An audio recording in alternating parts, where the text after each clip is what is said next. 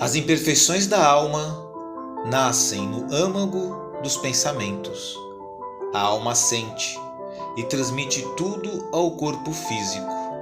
Eis as causas de vossas enfermidades, que não compreendidas são agravadas pelo excesso.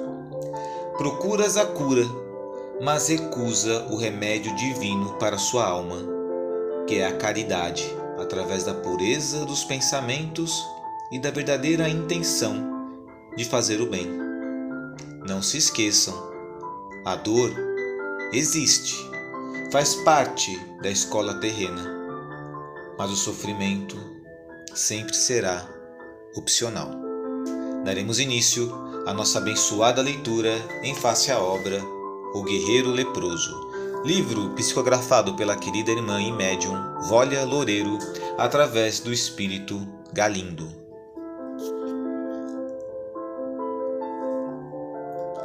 Olá, amados irmãos, com muita alegria que daremos início à nossa abençoada leitura. Antes, vamos nesse instante, nos ligando com o mais alto, tranquilizando os pensamentos e mentalizando Deus, nosso Pai, e Jesus, o nosso amado Mestre. Primeiramente, agradecemos pela oportunidade de estarmos reunidos em prol da seara do Cristo. Pedimos, de forma humilde, que possamos ter nesse instante tranquilidade, serenidade e discernimento, para que juntos possamos assimilar os conhecimentos transmitidos no dia de hoje, a fim de colocarmos em prática todo o desenvolvimento da caridade. Que assim seja, com a graça de Deus. Graças a Deus, irmãos, nossa abençoada leitura inicia-se a partir de agora. Capítulo 4. Voltando para Navarra. Parte 2.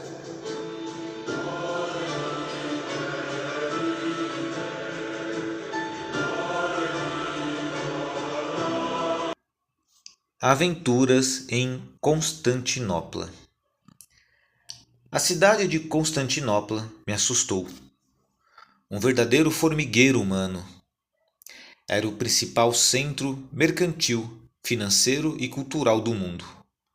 Entre o Ocidente e o Oriente, todas as rotas comerciais passavam por Constantinopla. Era também importante centro religioso para os cristãos da Igreja Romana e da Igreja Grega. Pessoas de todas as partes do mundo transitavam pelas ruas de pedra daquela cidade ímpar. Árabes, gregos, romanos, sérvios, búlgaros, venezianos, godos, varegos, genoveses, russos, tártaros, caucasianos. Parecia que eu estava em plena Babel. A cidade de Constantino, que era chamada de a Maçã de Prata, localizava-se em ponto estratégico entre o Corno de Ouro, estuário, e o Mar de Mármara, local em que se forma uma península possuindo profundo porto natural, cercado por muralhas construídas pelos romanos para proteger a cidade dos ataques navais. Na entrada do Corno de Ouro havia uma barreira flutuante que se estendia até o lado norte, na Torre de Gálata, também conhecida como Torre do Cristo, para evitar a entrada de navios indesejados no porto. Além do comércio de sedas, especiarias, ouro, prata, escravos e tudo o que pudesse ser vendido, Constantinopla era famosa pelo comércio das relíquias religiosas. Um verdadeiro chamariz para o peregrino cristão que vinha atrás de relíquias como as lascas de madeira da cruz, o sangue sagrado, a coroa de espinhos, os cabelos de João Batista, a túnica sútil, os cravos que prenderam Jesus à cruz, cadáveres de diversos santos, tais como São Lucas, Santo André, Maria Madalena, pedaços dos pães que sobraram da Santa Ceia. A imaginação humana para o sobrenatural é bastante aguçada. Estas se encontravam espalhadas pelas igrejas, catedrais, palácios da cidade. Entre as diversas igrejas e catedrais, a que mais me fascinava era a Catedral Ágia Sofia, a Igreja da Sabedoria. Esse belo prédio, construído entre os anos de 532 e 537, fazia parte do Império Bizantino e era o templo da Igreja Ortodoxa. Porém, por aquela época, ela fora convertida para uma catedral católica romana durante o Patriarcado Latino de Constantinopla. A igreja foi dedicada ao Logos, representação da segunda pessoa da Santíssima Trindade. Embora ela seja chamada de Santa Sofia, dando uma falsa impressão de homenagear a santa homônima, Sofia é a transliteração fonética em latim da palavra grega para sabedoria. O nome completo em grego da igreja é Igreja da Santa Sabedoria de Deus. Famosa por sua enorme cúpula, ela é considerada o monumento mais brilhante da arquitetura bizantina, tendo mudado a história da arquitetura. Foi considerada a maior catedral do mundo por quase 1000 anos, até que a Catedral de Sevilha foi construída em 1520. Foi projetada pelos cientistas gregos Isidoro de Mileno, que era um médico, e Artemio de Trales, que era um matemático. A catedral, por aquela época, também era famosa por conter inúmeras relíquias sagradas. A movimentação de pessoas, a diversidade de povos que ali conviviam era algo espetacular. Eu jamais havia imaginado encontrar um lugar como aquele. Se havia me fascinado com Cairo, aquela cidade imensa, nascida entre 7 colinas, com tantas muralhas, portões, palácios, portos e tanta riqueza, era para mim, ao mesmo tempo, fascinante e aterradora. Senti falta do meu amigo Hamed. A sua presença me trazia segurança. Tratei de conseguir uma estalagem onde pudesse descansar. Meus pés estavam inchados e sangravam. Segui para a parte norte da cidade. Consegui um pequeno lugar perto de Cisterna de Aspar, na quinta colina. Era um local limpo, humilde que aceitava estrangeiros.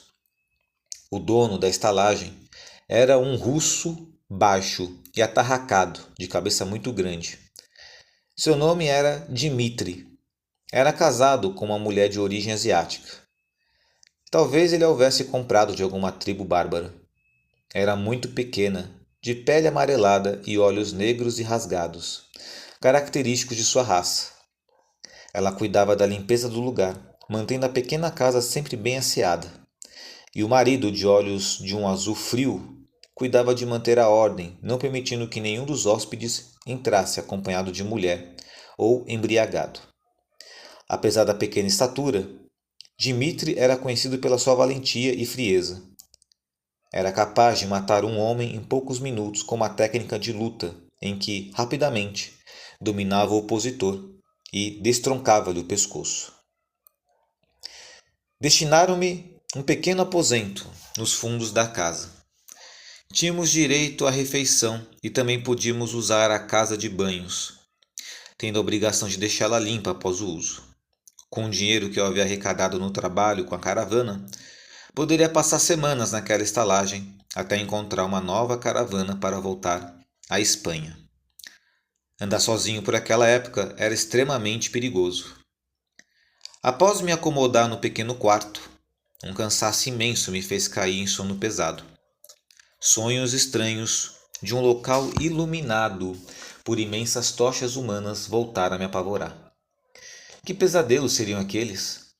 Eu me via vestido de púrpura, caminhando por alas formadas por diversos soldados, onde posição de comando determinava a sentença de morte para pessoas sujas e maltrapilhas que se encontravam amarradas, tais como sempre me faziam acordar molhado de suor, com o coração aos pulos. Quando acordei, já caía a noite, e alguém batia à porta do meu quarto. Era o russo Dmitri, que me convidava para a ceia. Segui em silêncio. Chegamos a uma sala onde havia uma grande mesa. Lá se encontravam sentados 3 homens, também hóspedes. Um deles tinha um tipo europeu, Era um alsaciano falante que gostava de contar histórias de sua terra natal. Reconheci de imediato o francês com sotaque alsaciano. Seu nome era Pierre, um tipo magro, narigudo e muito alto. Notei que ele lançava olhares lúbricos para uma moça de nome Uliana Dmitrievna, que servia à mesa. Posteriormente descobri que Uliana era filha de Dmitri e sua esposa mongol.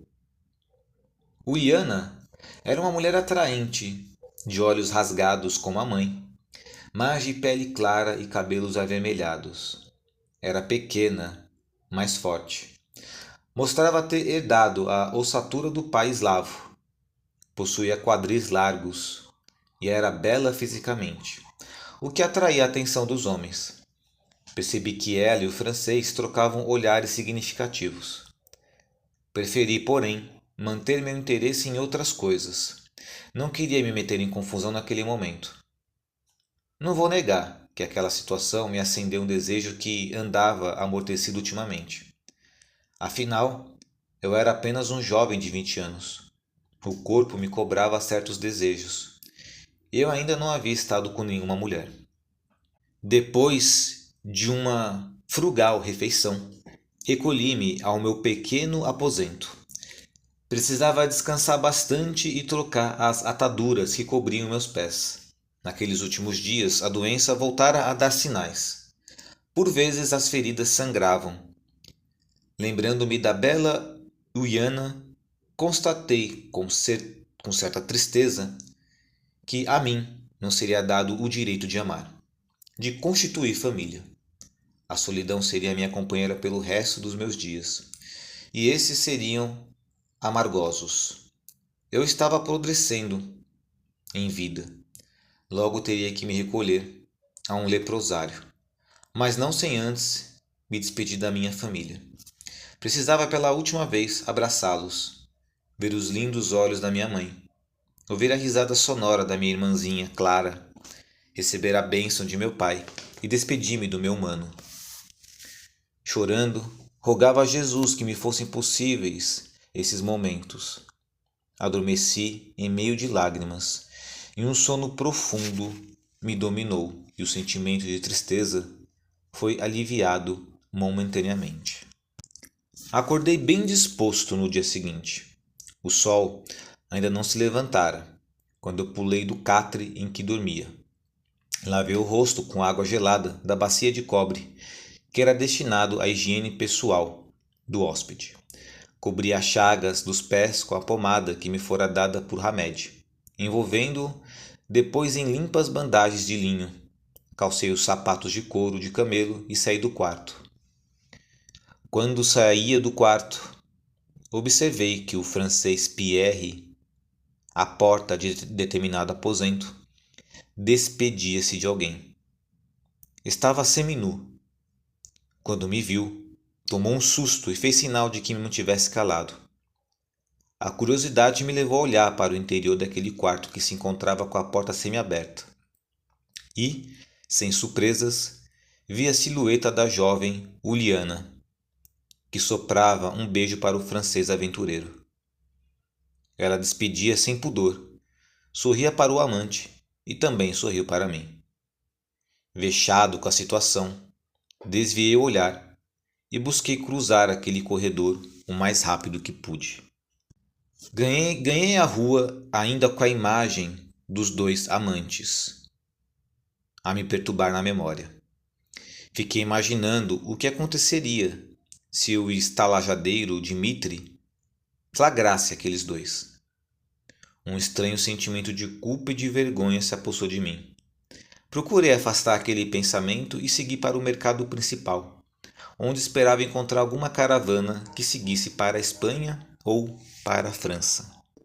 Amados irmãos, e assim encerramos nossa abençoada leitura de hoje, nesta parte 2 do capítulo 4, onde o nosso querido irmão Galindo narra as suas aventuras agora na cidade de Constantinopla. Saindo de Damasco, chegou a Constantinopla, que na época era o centro mercantil, o centro econômico do mundo como era conhecido naquela época. Bem verdade. E podemos perceber que, em função da juventude de Galindo, o seu corpo começa a despertar instintos naturais devido à sua idade. E ele tem este desafio de lidar com esses instintos e, ao mesmo tempo, sabendo que possui uma doença e que cedo ou tarde terá que lidar com ela de uma forma diferente. Daremos continuidade à nossa abençoada leitura no dia de amanhã. Um grande abraço a todos, fiquem com Deus.